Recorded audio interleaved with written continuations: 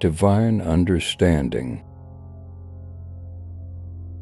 Where Wilson meets peace. What is the reason behind the devil's dispute over Moses' body? Have you ever asked why Satan so desperately wanted Moses' body? After his death, this question may seem bizarre or even disturbing, but it has deep roots in biblical accounts. Moses, an imposing figure in history, freeing the Israelites from slavery and guiding them to the promised land. He was the conduit for the 10 Commandments, a beacon of hope and faith. But what happened after his death was shocking. According to the Bible, God hid Moses' body in a secret place. But something strange happened. Archangel Michael and the devil waged over Moses' body. This is told in the book of Jude, verse 9, showing a dispute between the archangel Michael and Satan over the body of Moses. This scenario raises more questions than answers. So let's dive into the biblical events surrounding the death of Moses and this peculiar dispute. Moses, the man who led the Israelites out of Egypt, received the 10 Commandments directly from God and who guided his people towards the promised land. Now he was on the verge of death. His life was filled with extraordinary encounters, divine revelations, and significantly greater potential miracles before entering the promised land. He made a very serious mistake that almost cost him his ministry.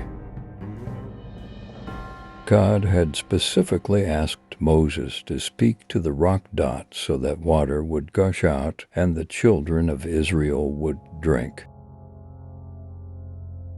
More unfortunately, due to pressure from the Israelites, Moses angrily turned to the people and said, we must always draw water for you to drink.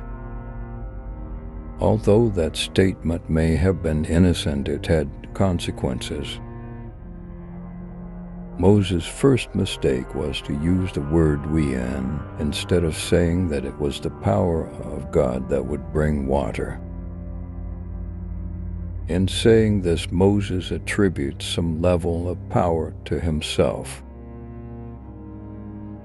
Secondly, Moses struck the rock when God had actually said to speak to it. Immediately after doing this, God told Moses that he would no longer enter the promised land because of his error. Can you imagine everything Moses went through only to lose in the end? In the book of Deuteronomy 34:5-6 narrates the event of Moses' death. Moses says, "Thus the servant of the Lord died there in the land of Moab, according to the word of the Lord, and he buried him in a valley in the land of Moab, opposite Beth-Wers." But no one knows where his tomb is to this day. This context tells us that Moses died in the land of Moab according to God's words. And then, in a mysterious divine act, God himself buried Moses. God, the creator of the universe, getting personally involved in a man's burial.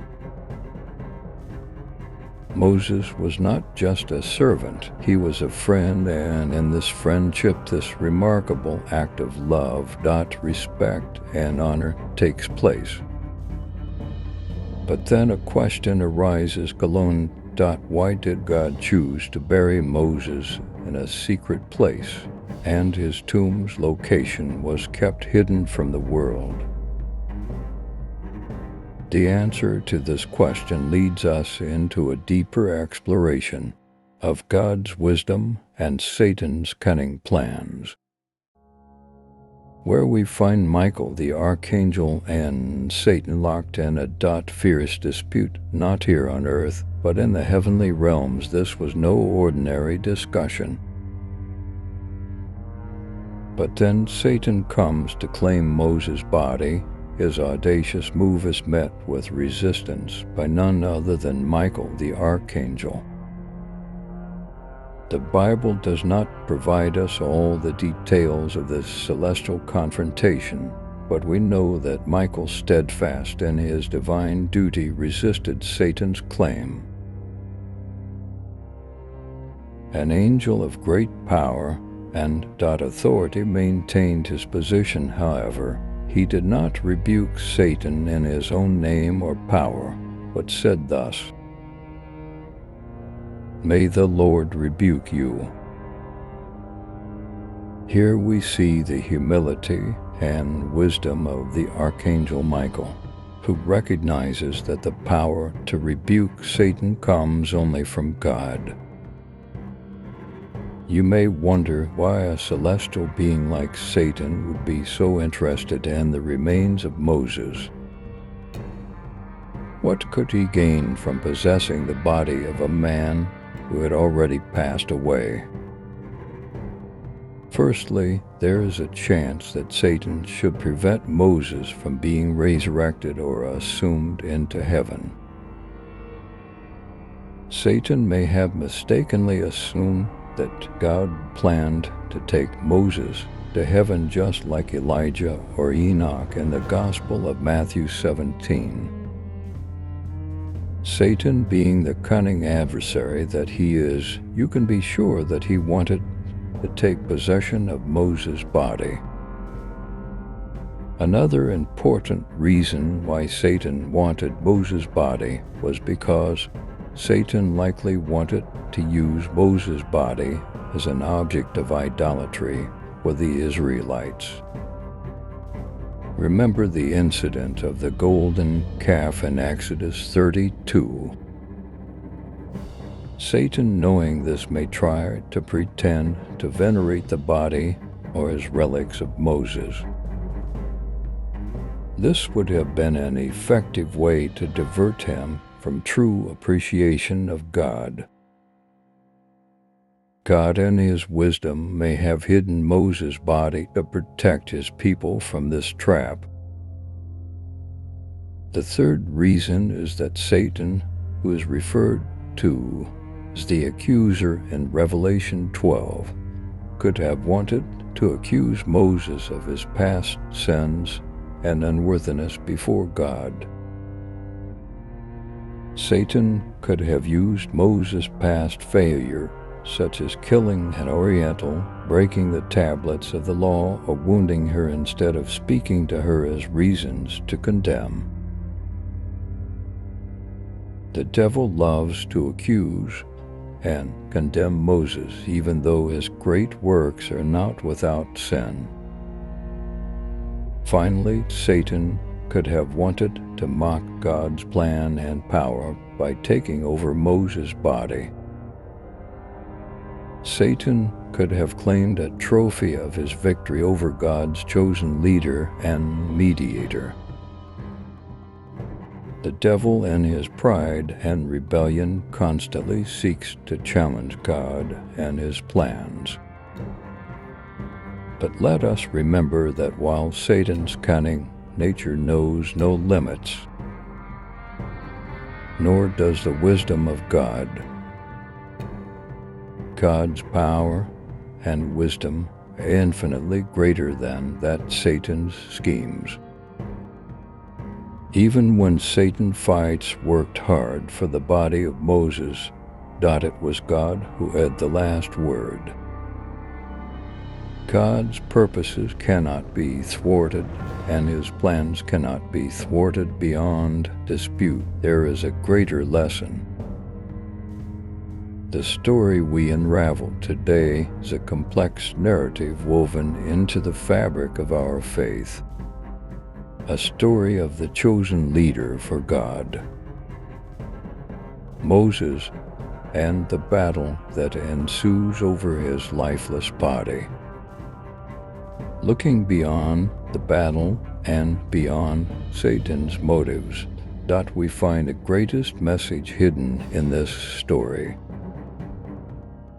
First is a reminder of the importance of truth. The Israelite attitude time after time fell into the trap of idolizing the golden calf or the bronze serpent. They were easily led astray from gratitude to the one true God. The potential use of Moses' body as an object of veneration underlines the struggle, reminding us to keep our culture focused on God alone. According to a testimony that God's grace extends beyond our failures and that his love is stronger than our past failure. This story serves as a sharp reminder of the need to resist Satan's attempts. Satan is cunning and will use any means to divert us from the path of God. But as Archangel Michael demonstrated with faith and the power of Word of God, we can resist these temptations. True culture is very more than just going to church or saying nice words. It's how we live and show our love for God every day. It's as if God were a very special friend that we always want to please and be close. When we love true, we try to do what is right, taking care of the people around us and being grateful for all the good things we have in life as a way of saying thank you to God, not only with words, but also with our actions.